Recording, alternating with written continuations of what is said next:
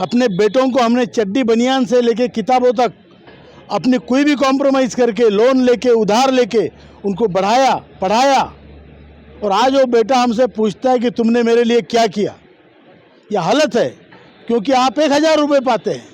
अगर आप भरपूर पेंशन पाते तो बेटे की हिम्मत नहीं होती पूछने की। आज 1000 रुपये कमाने वाले बाप को कोई बाप नहीं कहता। हमारी हालत उस झाड़ू जैसी और पोछे जैसी हुई है, जिसे घर तो साफ करवा लिया, उसके बाद में निचोड़ के टांग दिया।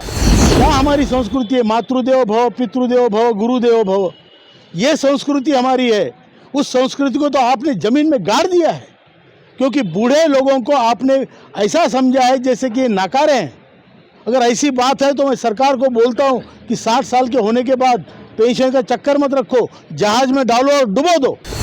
सरकार को टाइम दिया है 31 दिसंबर तक, कि 31 दिसंबर तक हमारा काम होना चाहिए, नहीं तो 1 जनवरी से, जैसे भाई साहब बोल रहे थे, 1 जनवरी से हम फिर रीग्रुप हो जाएंगे। अब 1 जनवरी से जीतने के सिवा कोई ऑप्शन नहीं है। और मैं आपको बताता हूँ, हम साथ रहेंगे। अगर सरकार हम पे 19 है तो हम सरकार पे 20 भारी पड़ेंगे, इसमें मुझे कोई शक नहीं। हमारे संगठन के राष्ट्रीय महासचिव आदरणीय वीरेंद्र सिंह राजावत जी, राष्ट्रीय मुख्य समन्वयक नेशनल चीफ कोऑर्डिनेटर आदरणीय रमाकांत नरगुण जी, हमारे राष्ट्रीय सचिव और दिल्ली के हमारे बड़े नेता आदरणीय बहुगुणा जी, उसी प्रकार आप सब भाइयों बहनों और मीडिया के मेरे साथियों, ये जो हमारा आंदोलन चल रहा है, वीरेंद्र सिंह सर और नरगुण साहब ने बताया, ये बहुत बड़ी एक मूवमेंट है, ये सामाजिक बदलाव की मूवमेंट है। और जो पॉलिटिकल पार्टियां ऐसे बताती है कि हम दलितों का उद्धार करेंगे, वंचितों को सामने लाएंगे, अभी तक किसी ने कुछ नहीं किया। ये जो वृद्ध समाज हमारा है, ये दलितों से दलित और वंचितों से महावंचित है। और हमने अपने खुद पैसे भरे हैं, हर महीने हमने अपने सामाजिक सुरक्षितता के लिए पैसे भरे हैं। उसके बाद जब हमारी बारी आई तो इनका सत्यनारायण का प्रसाद समाप्त होता है। ये सरकार को सोचना चाहिए, इनको ये समझना चाहिए कि हम खिलवाड़ किससे कर रहे हैं। ऐसे लोगों से, जो लोगों ने इस देश को बनाया है, इस देश को विकसित बनाने में कामगारों का बहुत बड़ा हाथ है। कोई भी चीज़ बिना प्रोसेसिंग की नहीं होती, बिना सर्विसेज की नहीं होती। सभी सेक्टरों के लोगों की, चाहे सेवा सेक्टर हो, कोऑपरेटिव सेक्टर हो, प्रोसेसिंग सेक्टर हो, चाहे होटलिंग सेक्टर हो, ये सभी जो उद्योग है, इन सभी उद्योगों का कामगार आज 60 साल की उम्र में भूखा है। ये बहुत बड़ी बात है, ये बहुत बड़ी त्रासदी है। और इस आदमी ने अपने घर में हर महीने 50,000 रुपये लाता था, तो उस घर में उसकी कीमत थी, उसका मान था। घर का पहला भोजन करने वाला आदमी वो होता था। उसकी खिचड़ी पे कम से कम घी मिलता था। और आज उसी घर में जब वो 1000 रुपये लाता है तो उसे कोई नहीं पूछता है, ना उसका बेटा ना उसकी बीवी।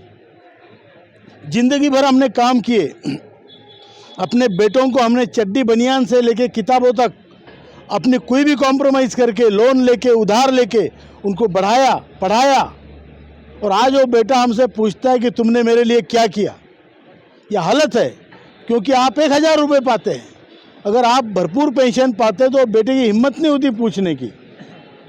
आज 1000 रुपये कमाने वाले बाप को कोई बाप नहीं कहता। हमारी हालत उस झाड़ू जैसी और पोछे जैसी हुई है, जिसे घर तो साफ करवा लिया, उसके बाद में निचोड़ के टांग दिया। वो हालत हमारी है। और हम चाहते हैं कि हम अपनी बची खुची ज़िंदगी आज से लेके तो अपने मरने तक की ज़िंदगी हम स्वाभिमान से गुजारें। स्वाभिमान से जीना है बचे हुए 5-10 साल, और स्वाभिमान से मरना है। और इसी के लिए ये आंदोलन है। ये आंदोलन केवल कोई पैसों का आंदोलन नहीं है। पैसा तो हमारा है, हक है, लेकिन पैसों से भी ज़्यादा हमें इस जहाँ से गुजरते हुए स्वाभिमान से गुजरना है। स्वाभिमान से मरना है, स्वाभिमान से जीना है। हम क्या चाहते हैं? इतनी ताकत चाहते हैं कि अगर कोई हमारी छोटी बच्ची, घर की हमारी नाती पोती दौड़ के आए तो उसके हैप्पी बर्थडे पे हम 500 रुपये दे सके। वो अगर हमें बोले बाबा, दादा, नाना मेरा हैप्पी बर्थडे है, तो उसको 500 रुपये देने की ताकत तो हमें होनी चाहिए। सिंह सर ने कहा कि पुरानी पीढ़ी और नई पीढ़ी को एक साथ होना चाहिए, तीसरी और पहली पीढ़ी एक साथ होनी चाहिए।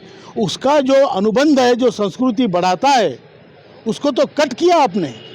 क्या हमारी संस्कृति है? मातृदेवो भव, पितृदेवो भव, गुरुदेवो भव, ये संस्कृति हमारी है। उस संस्कृति को तो आपने ज़मीन में गाड़ दिया है, क्योंकि बूढ़े लोगों को आपने ऐसा समझा है जैसे कि ये नाकारे हैं। अगर ऐसी बात है तो मैं सरकार को बोलता हूँ कि 60 साल के होने के बाद पेंशन का चक्कर मत रखो, जहाज में डालो और डुबो दो। अगर ये बात है तो जब हमने अपनी कर्तृत्व से इस देश को बढ़ाया है और उसके ऊपर अपने पेंशन के लिए अंशदान किया है, सरकार से कोई फुकट मांग रहे हैं क्या हम लोग? सरकार रेवड़िया तो ऐसे बांटती है, तो फिर हमें क्यों नहीं? हमारा जब नंबर आता है तो इनके सत्यनारायण का प्रसाद खत्म क्यों होता है? अब ये सवाल है। अभी इसी के लिए हमने ये आंदोलन छेड़ा है। आप सभी के आशीर्वाद से, आप सभी के प्रयत्न से, पुरुषार्थ से, पराक्रम से ये आंदोलन बढ़ा है। और मुझे एक हमारे सुप्रीम कोर्ट के वकील है महेश झिंगानी जी, यही मिले थे। उन्होंने मुझे बुला के यहाँ पे बुलाया और वो यहाँ आए हो रात को। पाटिल साहब भी मेरे साथ थे, सिंह साहब थे। उन्होंने कहा, राउत साहब ये जानते हो आपका आंदोलन दुनिया में सबसे बड़ा वृद्धों का संगठन है दुनिया में। तो मुझे तो मालूम नहीं था, मैंने हाथ जोड़े। आपने जो कर दिखाया है दिल्ली में, बहुगुणा जी के नेतृत्व हमने जो आंदोलन खड़ा किया, वो बहुत बड़ा आंदोलन हुआ। उसके बाद उसकी दखल सरकार ने ली है। उसके बाद 8 तारीख से 9, 10, 11, 12, 13, 14 ये जंतर मंतर पे जो हम लोग रामलीला ग्राउंड के बाद में बैठे, उसमें भी काफ़ी सांसद आए, सभी पक्ष पार्टी के आए। हम कोई पॉलिटिकल आंदोलन नहीं चला रहे, हम एक सामाजिक मूवमेंट चला रहे हैं। एक हमारा हक का पैसा लेने के लिए, हमारे लिए हमारे पेंशनर्स देवता है, देवता स्वरूप है, और बाकी पॉलिटिकल पार्टी से, पॉलिटिकल उद्देश्य से हमें कोई लेना देना नहीं है। और आज इतने सांसदों ने बोलने के बाद, आदरणीय हेमा मालिनी जी ने बोलने के बाद, आदरणीय श्रम मंत्री ने हमें बुलाया। मैं था, वीरेंद्र सिंह जी थे और बहुगुणा जी थे। उनके ऑफिस में जब गए तो उन्होंने बोला, आओ अशोक राउत जी, इसका मतलब आपने मेरा नाम जो पहचान कराने का जो आपने जोखिम उठाई है वो वहाँ तक पहुँच गया है। आइए अशोक राउत जी, मैं बुल्ढाना आ रहा हूँ। बुल्ढाना मतलब जहाँ मैं रहता हूँ, वहाँ अपना 5 सालों से हमारे भाई लोग क्रमिक अनशन में बैठे हैं। दिन रात, बारिश हो, धूप हो, ठंड हो, वहाँ सैकड़ों की संख्या में लोग आंदोलन में बैठे हैं। डेली रजिस्टर मेंटेन होता है, डेली प्रधानमंत्री जी को निवेदन जाता है। ये सभी तब होता है जब सब वही उस मंडप से, आंदोलन के उस मंडप से, उस कुटिया से, वो हमारे जहाँ यज्ञ हमारी धुनी जल रही है, वहाँ से आज तक कितने लोग मर गए हैं, आंदोलन में से मर गए हैं, बैठते बैठते गए हैं। श्रद्धांजलि दे के हम थकते नहीं हैं। और वहीं से वहाँ सारे स्टेट से लोग आते हैं, एक दिन बैठ के जाते हैं। तमिलनाडु से लोग आए, कर्नाटक से आए, गुजरात से आते हैं, यूपी से आते हैं, छत्तीसगढ़ से, बंगाल से, सब तरफ से लोग आते हैं, वहाँ बैठते हैं। तो ये इतना बड़ा आंदोलन, और फिर भी अगर आप दखल नहीं लोगे तो हमें तो धिक्कार करना ही पड़ेगा। तो उस दिन उन्होंने कहा, मैं बुल्ढाना आ रहा हूँ और आपका काम मैं जल्द से जल्द करा रहा हूँ। फिर उसके बाद हम श्रम सचिव से मिले, जो आरती आहूजा नाम की मैडम है, उनसे हम मिले और उनको पूरी बात बताई। उन्होंने कहा, अब तक मुझे इतनी पूरी जानकारी नहीं थी। मतलब लो, हम झगड़ रहे हैं 8 साल से और इनको आज तक जानकारी नहीं थी। ये हमारी इनसेंसिटिव ब्यूरोक्रेसी है। उन्होंने उसके बाद बोला, मैं इसमें इंटरेस्ट लूँगी और तुरंत अगले हफ्ते पहले से पहले आपके लिए मीटिंग लगाऊंगी और ब्यूरोक्रेसी से आपकी पूरी मदद होगी। तो ये बहुत अच्छी बात हुई है। श्रम मंत्री जी ने भी कहा, मैं जल्दी से जल्दी काम करूंगा। आदरणीय प्रधानमंत्री जी से हम 2 बार मिले हैं, उन्होंने ये आशीर्वाद दिया है कि मैं आपका प्रधान सेवक हूँ, व्यथित न हो, मैं आपका काम करूँगा। तो ये 2 बार कहने के बाद भी हमारा काम नहीं हुआ है और इसलिए हम लोग लड़ रहे हैं। हमें लड़ना है, हमें रुकना नहीं है, झुकना नहीं है, हमें जीतना है। हारने का ऑप्शन हमारे पास बिल्कुल नहीं है। और इसी के बाद जब बुल्ढाना श्रम मंत्री आए, हमने उनके कहने पे हमारा आमरण अनशन वापस लिया, स्थगित किया और हमने सरकार को टाइम दिया है 31 दिसंबर तक कि 31 दिसंबर तक हमारा काम होना चाहिए, नहीं तो 1 जनवरी से, जैसे भाई साहब बोल रहे थे, 1 जनवरी से हम फिर रीग्रुप हो जाएंगे। अब 1 जनवरी से कब होंगे, कितने दिन बाद होंगे, इसका निर्णय हमारी सेंट्रल कमेटी आप सबको पूछ के लेगी। उसके बाद जो फैसला होगा वो हम सबको मान्य होगा। बराबर है? जब वो बुल्ढाना आए तो उन्होंने हमें लगा वो हमारे अनशन मंडप को भेंट देंगे, लेकिन उनका ये होता है कि राजा भेंट देगा तो कुछ साथ में देना चाहिए। अब देने के लिए अभी तक कुछ नहीं है तो आए नहीं।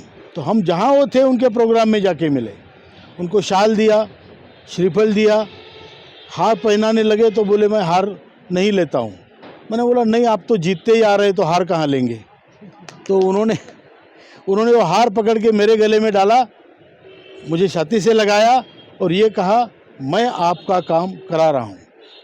तो हमने कहा सर आप कोई ऑफिशियल स्टेटमेंट दे दो या कोई रिटर्न में हमें एश्योरेंस दे दो तो हम लोगों को सुकून आए।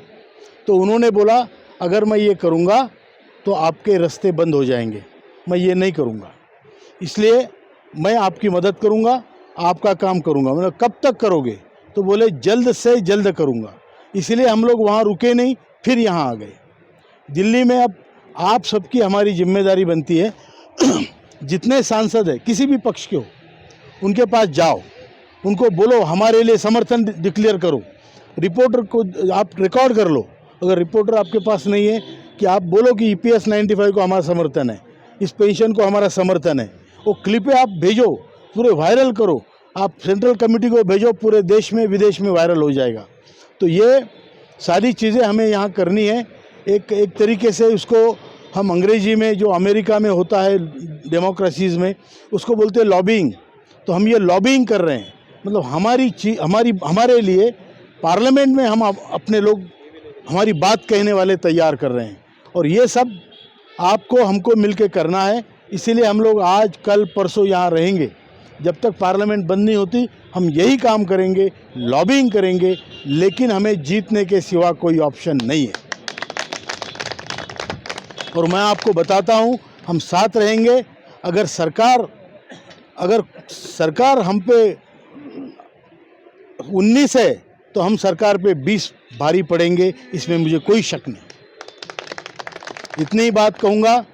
सभी को आपको यहाँ आप जमा हुए इसके लिए बहुत बहुत धन्यवाद और सबने मेरी बात सुनी इसके लिए भी धन्यवाद।